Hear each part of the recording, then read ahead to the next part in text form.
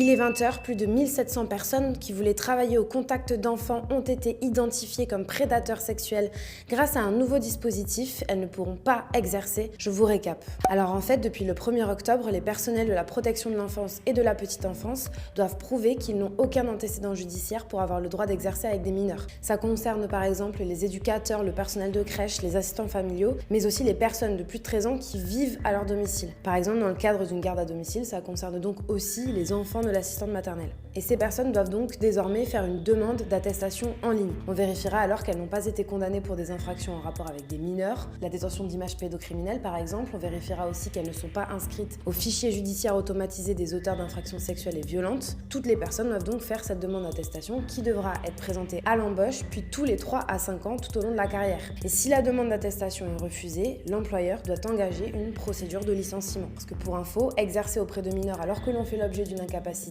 est passible de 2 ans de prison et 30 000 € d'amende.